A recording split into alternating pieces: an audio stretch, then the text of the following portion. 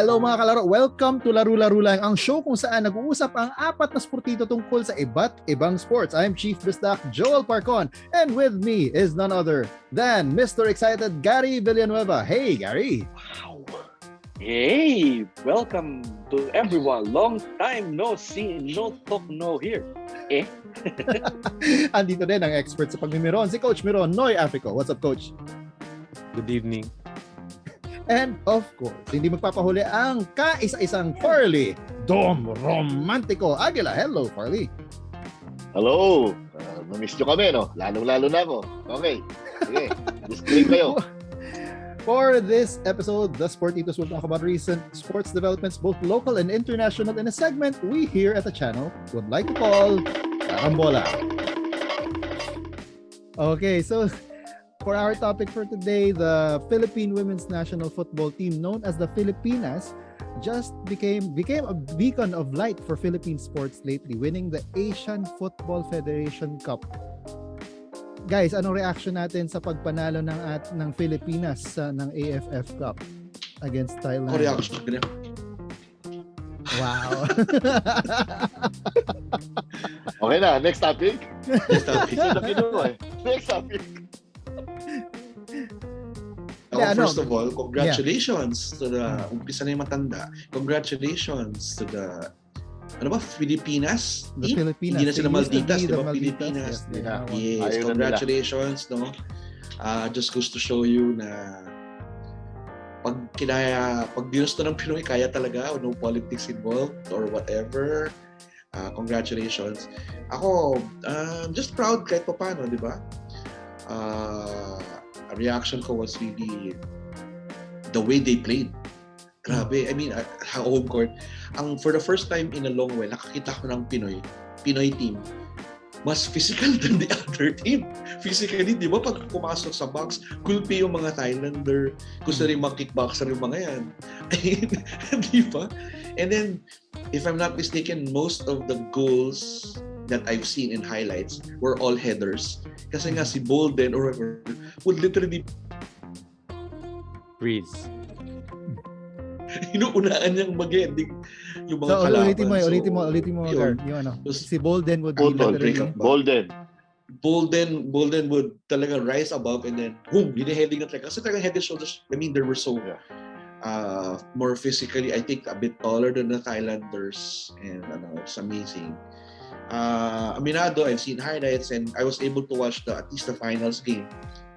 And from way over here where I was, naramdaman mo yung confidence ng mga Pinay. Ang galing. I mean, if that's possible, naramdaman mo sa TV. Mm-hmm. And then of course, when we finally, the last goal again by Bolden, although considered own goal, di ba? I was just happy. Parang ayos na to. Pwede na tapos ng boxing. And then yung may tumatakbo na ganyan, nakasalakot na hawak na yung flag. Ako na parang, nakakatuwa. Yun lang. And then everybody, yun, ang galing, kakatuwa lang. Oh, ikaw, Farley. Yun. Galing. Very galing. Pareho nung sinabi niya. Galing. Yes. Man of few words, ha? Pero for the longest time, hindi ako nakakapanood ng buong game na yung nakatutok. Kasi parang medyo, aminado naman ako, I find it kind of boring. Hindi, di ba, bagal ng scores. Sanay ako sa basketball na mabilisan, ganon. Pero itong sa kanila talagang nasa calendar ko pa yung anong oras ng laro. Ba? Yun, ganon. So, yun, very proud to be Tapos yun nga, babalik ko, compare ko na rin doon sa sinabi natin sa previous show. Ito yung team natin qualified for the World Cup next year. Tapos, ito talaga yung ensayo nila. Yun yung gusto ko confirm. So, qualified na for World Cup. Yes. Parang dami ko nakikita contrasting. Okay. Meron. Yun. So, pasok sila, ginagamit nila itong mga tournaments to really prepare them for next year, no? Walang learning process. May learning process, pero hindi na sinasabi ng coach. Di ba? And ito yung karamihan ng players next year dito manggagaling. Unlike sa basketball, sad to say, yung this year na naglalaro, one or two, If any. hindi mapipili for sure. Baka nga si Kiefer lang or Dwight Ramos. Mm. So, yun, sana magaya yun ng iba. Too late na rin. Yun. Very proud, galing. Tinalo Australia, Thailand, Vietnam, di ba? Oo, hindi biro yung Tsaka hindi mga tinalo. 1-0, di ba? Hindi 1-0. Oo nga. 0, 4-0. Di ba? Nice. Imagine throughout the entire tournament, they only gave up 2 goals. Throughout the entire tournament. Ay, So, okay. Nakita mo naman yung ating goalkeepers. Ano pangalan niya? Olivia McDaniel. Olivia McDaniels. Aguila. Ay. My golly. Bago tayo lumihis ng tuluyan. Ayan, Coach Noy, ikaw, ano yung reaction mo dun sa pagkapanalo ng ating Pilipinas? Okay. Well, syempre, diba, parang it was surprising na all of a sudden, biglang we were on top of Southeast Asia out of nowhere. Yeah. So aside from that, I mean, before they qualified for the World Cup, wala namang may pakialam sa Malditas or Filipinas. Sandali. Di ba Asia? Ha? World Cup. Asia Ay, covered nito? What are we No, talking about? ASEAN. ASEAN. Mostly ASEAN siya eh, aside from Australia. Yeah. So, yun nga, when they qualified for the World Cup pa lang, parang out of nowhere, biglang we have a team that is World Cup quality pala. So, you can just imagine how many teams yung hindi pinapansin ng mga tao, ng even the government, yung support ng private sector. We have actual teams that, are world class. Like, during the pandemic, we got our first Olympic gold medal. Mhm. Diba, out of nowhere, ang daming biglang sumusulpot na parang we fail to acknowledge yung quality ng athletes na meron tayo eh. So yun. So anyway, when they battled Thailand, parang sa akin, nung pa lang nung group stages, I was thinking na this was the true test kung talaga na bang swinerte lang ba sila that they qualified for the World Cup. Mhm. Tapos natalo sila sa Thailand. So then, nagkaroon ng doubts na baka naman it was just a matter of circumstance. Pero pagdating ng finals, 4-0, di ba? Kaya sobrang, I mean, the progression ng team. Saka even the way they were handled the tactics na ginagamit nung coach. Like against Thailand, Bolden only played the last 10 minutes eh. Parang I think they were confident enough that they could at the very least have a goalless draw against Thailand. Tapos nung naka-goal yung Thailand, dun lang biglang pinasok si Bolden and then immediately she made a difference in that game. So alam mo yun, the coach actually knows the players he has and in what situations niya magagamit. So like what Farley was saying earlier, yung AFF is not just a tournament that they joined. It's part of their progression towards the World Cup. As opposed to, sige, sa basketball nga natin, obviously, FIBA Asia Cup, sumali tayo dyan just for the sake of joining. I mean, it's not for, sige fine, learning process. Pero, yung learning process kasi, it's not towards the World Cup. Baka yung learning process is individually for the players, the younger ones, for them to develop. Pero if you're looking forward to the World Cup, hindi siya kasama sa progression ng World Cup. Kumbaga hindi siya progression of the team. Of the team, yeah. Of the campaign for the World Cup. Tapos right after FIBA Asia, we get the news na supposedly Jordan Clarkson will be available for the next few windows, which the fourth window, yeah. The fourth window na hindi mo rin naman alam actually kung anong point.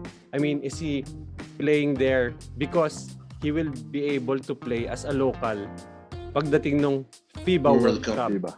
Or is he going to just be a naturalized player?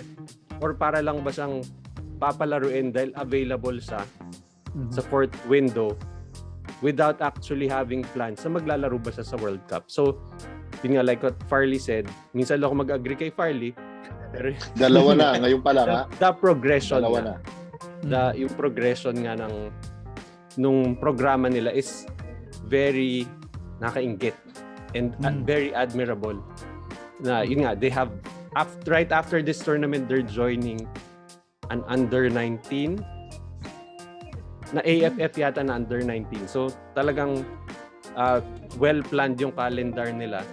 Talagang they're moving toward, they have a full program set in preparation for the World Cup. So nakabilib talaga sila. And in the last thing, sorry. No, go. Watch them skills wise. Sige, fine. I'm not really a big football fan, pero pag anything kasi na Filipino sports, like the Ascals nung early 2000s when sobrang sikat sila, I've never seen a Philippine football team na ganun sila ka-skilled. Na even yung defense, iba, sobrang confident nila. Yes. Na even Sobra. if tao, they can give it back to the goalkeeper. Na tayo lahat kinakabahan. Pero sila, they were so confident na they weren't going to make mistakes. So ang galing talaga, yung the skill level is something na I haven't seen in a long while for any Philippine team. Yun. Okay. Nice one, Noy. Si Noy yata, and I think si Chief are the closest football experts we have in this group. Mas close si lang. Si lalo na Soy, ko dati pa pinapanood pa lang, panahon pa lang ni Pele, nanonood na kasi yan. Panahon ni Farley si Pele. Uy, ano na ako? Ano? Maradona. Wala nang kilala. Madonna. Ba't gago ganun din? Kari, ang panahon namin kasi si Ronaldo eh. Si Brad sa Ronaldo Valdez? Matanda na yun si Ronaldo Valdez. Matanda na yun. Diyan kami. So, Ronaldo. Diyan kami, pare. Tatok mo sa ano eh. Minanage ko pa yung anak, di ba? Pero hindi nila kilala. Anyway, bago lumihis ulit ang ating discussion, I want to ask you guys about this, no? Kasi to my reckoning, nagsimula ang medyo nagkakaroon ng ascendancy ng women ng female sports personalities from the Philippines. Na nagsimula siya with Heidi Lim, Olympics, di ba?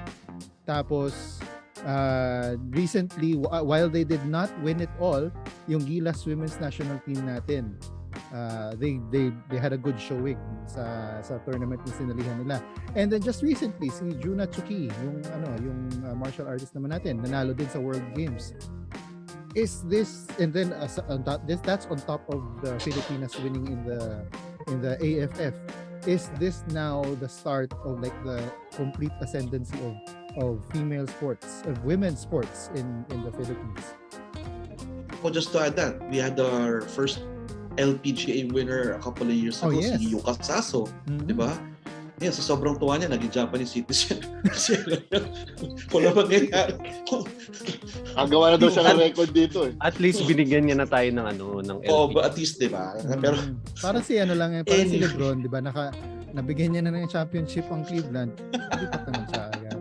Okay, anyway, to the point. Gary.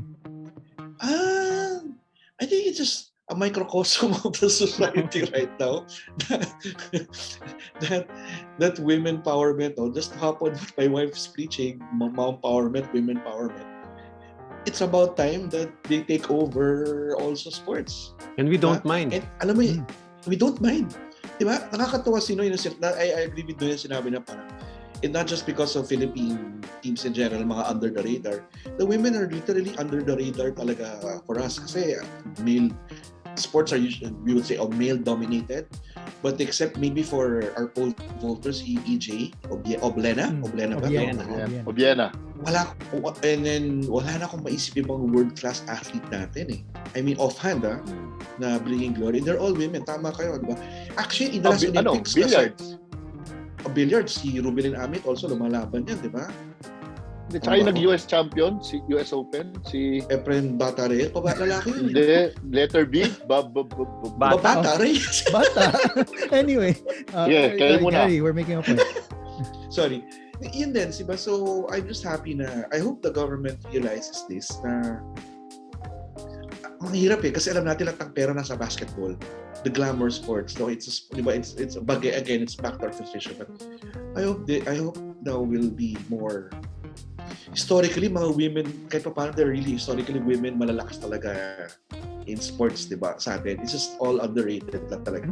And funds don't go to them, di ba? Tsaka, sorry, alam mo naman mga Pinoy, di ba? Makakita lang ng babae na magaling, ay, tomboy yan. Ay, hindi siya maganda. Ay, hindi magaling yan. There's always that racism or sexual, about it, women can't do the same as men. But they won our first gold medal. They're bringing, won our first AFF title. Kokoy Ascals, I'm sure happy for the Ascals. I'm sure happy for them. Pero, naunahan pa kayo. Di ba? Nakakatawa lang. Ako, I think this is a trend that's going to continue, not just for the Philippines, but I think the entire world. That's happening na ito. And I'm glad na kahit pa paano hindi tayo, hopefully tayo maiwan kasi we've been doing it. Ay, also, ang dami akong nababasa yung mga 3-on-3 basketball natin, lumalaban, di ba? Even our 3-on-3 basketball teams. And even the Philippine basketball team, di ba recently, although tinama ka ng Vietnam, I think, Vietnam ba? Or yung, anong team yung tumalo sa kanila? Yung tumalo sa kanila, tanggal sa kanila sa semis. Mongolia? No, ano nga? Tonga ba? Anyway, I'm saying lang, yun kahit pa paano, even the Philippine, ayun lang. Samoa. The Philippine women's basketball team, under the radar, made waves on their own, di ba? Wala namang bumatikos, dami nakikimiron, pero I mean, they're still doing well. So, personally, I think it's a trend and I'm happy with it. Anyone else want to add to that? Ako kasi yung success ng Philippine sports, honestly, to me, it doesn't matter gender-wise. Kung lalaki o babae man yung nagsasucceed. I mean, it doesn't have to be something... I mean, sports encompasses all. So, di ba? Pero, of course, I'm happy to see teams suddenly...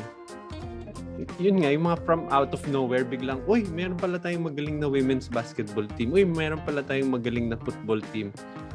Pero yun nga, it was very noticeable nga since the pandemic actually, na the women are suddenly the ones bringing glory to the Philippines. And just for that, I'm happy. I mean, it doesn't have to be the basketball team. If yung Gilas would, bring us glory, well and good. Parang, yun. Pero, good and well. Good and well. And yung sabi rin ni Gary earlier, yung with the Ascals, I was talking to my friend who is more into football than I am. Sabi ko, parang yun nga, same thing. Hindi kayong Ascals na to-threaten na naunahan pa sila ng girls. What my friend said was, it's highly possible that the skill gap between the women and men sa football, masyadong malaki ang gap daw ng men's football. So it would be harder for the Ascals to catch up. Which I'm not surprised. Yeah, and yung women natin are actually, as you can see naman, with the way they play, they're very skilled and they're very well trained. So they are already, they're at par with sige, let's stick to Southeast Asia first. Alam mo, kasi for the longest time we have not mattered at all in women's football, especially in the SEA Games. So yun nga, it's yun lang. Basically, nawala na yung train of thought. Nawala yung top trend mo. Okay. Ayun. Anyway, Farley. Yun.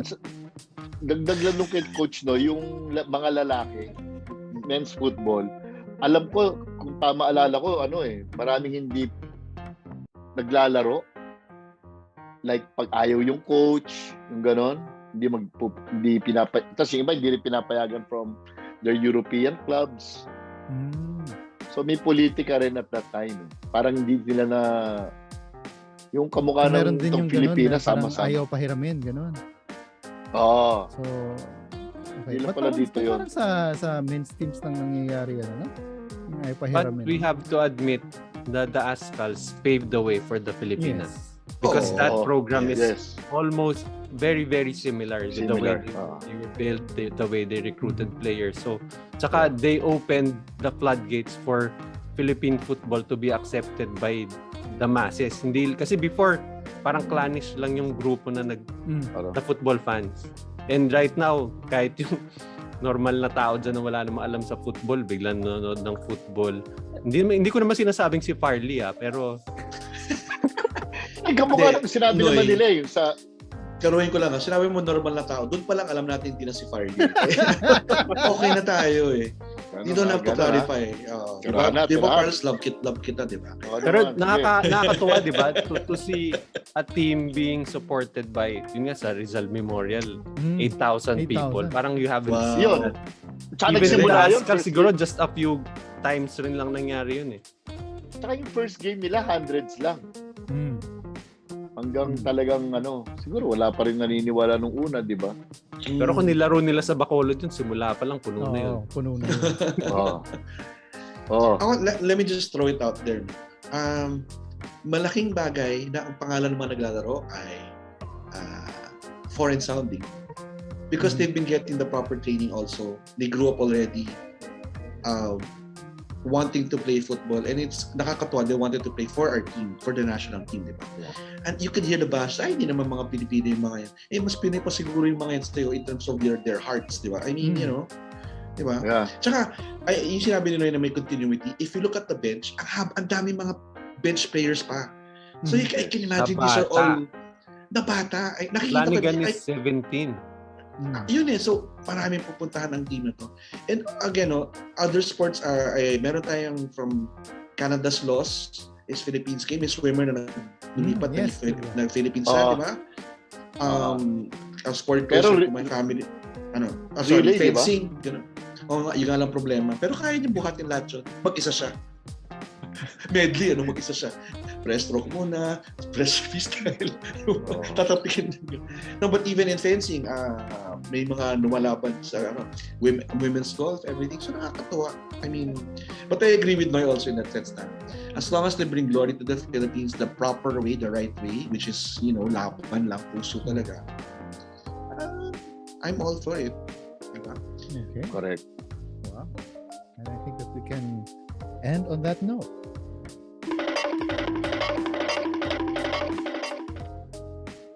And that is it for another episode of Laro-Laro lang. If you enjoyed watching the four of us talk non-stop about sports, give it a like by hitting the thumbs up button. You can also support us by subscribing to the channel and clicking the bell icon so you get updated whenever we upload new stuff. Laro-Laro lang has other shows talking about sports and other kinds of games. Once again, this has been Chief Bisdak Joel Parcon, joined by the rest of the Sportitos. I'm Gary, everyone, and for everyone out there, alam ko di pa tapos ang pandemic kahit pa paano. So please continue to practice social distancing and wear your masks at all times. And cheers, everyone, and hope to see you again. Good night, good fight, stay safe, God bless. Thank you for supporting our online show and stay safe. Hindi pa ho tapos ang pandemic na ito. God bless. Okay, until next time, like what everyone else said, stay safe. Huwag nyo kami sobrang seryosohin. Laro-laro lang. Bye.